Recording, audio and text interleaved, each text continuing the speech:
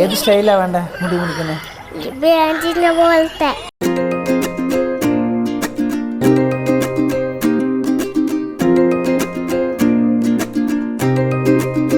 ഇസമോൾക്ക് അമ്മയേക്കാൾ സുന്ദരിയാകണം.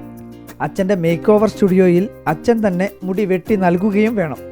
അമ്മയുടെ മുടി അച്ഛൻ നന്നായി സ്റ്റൈലാക്കി നൽകിയെന്നും അത്ര സമയമെടുത്തല്ല ഇസമോളുടെ മുടി മുറിക്കുന്നതെന്നുമാണ് ഇസയുടെ പരിഭവം. പരാതിയുടെ ഗൗരവം കണക്കിലെടുത്ത് അച്ഛൻ വിജിൽ തന്നെ മോളെ സുന്ദരിയാക്കാൻ ഇറങ്ങി. ആരാ മുടി മുറിക്കുന്നതാരാ? പപ്പയാണോ? പപ്പ എങ്ങനെയാ മുടി മുറിക്കുന്നത്? ഇഷ ഇത് നോക്ക്. പപ്പ മുടി മൊത്തം മുറിച്ച് കളയുക. മൊത്തം മുറിച്ച് കളയുന്ന മുട്ടയടിച്ചാലോ? മുട്ടയടിച്ചാലോ? അമ്മയുടെ സ്റ്റൈലിൽ തന്നെ മുടി വെട്ടിയാൽ ശരിയാകില്ലെന്ന തോന്നൽ കൊണ്ടാകണം ഇസ പറഞ്ഞു ലിബി ആൻറ്റിയെ പോലെയുള്ള സ്റ്റൈല് മതി. അച്ഛൻ വിജിൽ വീണ്ടും കെണിഞ്ഞു.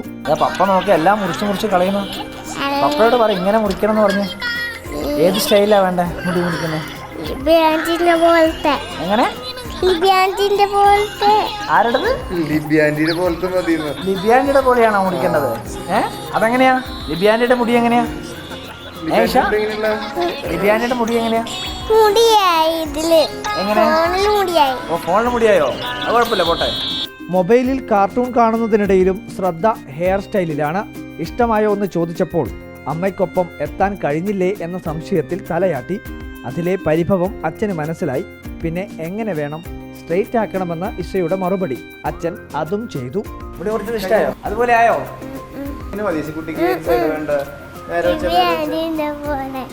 പോലെ വേണ്ട. ലിബാൻഡിന്റെ മുടി എങ്ങനെയുള്ള? നമുക്ക് മുടി സ്ട്രെയിറ്റ് ആവണമെന്നാ പറഞ്ഞത്. സ്ട്രെയിറ്റ് ആവണോ? ഫ്രണ്ടിലത്തെ മുടി സ്ട്രെയിറ്റ് ആക്കിയത് കണ്ടോ? കണ്ടോ ഇങ്ങനെ ഇങ്ങനെ.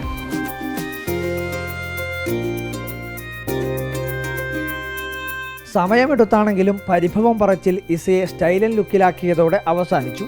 ഇതോടെ ഇസമോളുടെ മുഖത്ത് നല്ല സുന്ദരി ചിരിയും വിരിഞ്ഞു.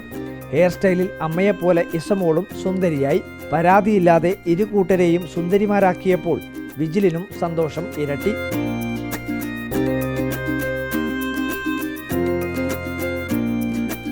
വീഡിയോ ജേർണലിസ്റ്റ് ലിമേഷ് ചെറുബാഷിക്കൊപ്പം reporter Arjun Kalyad in reporter, Kannur.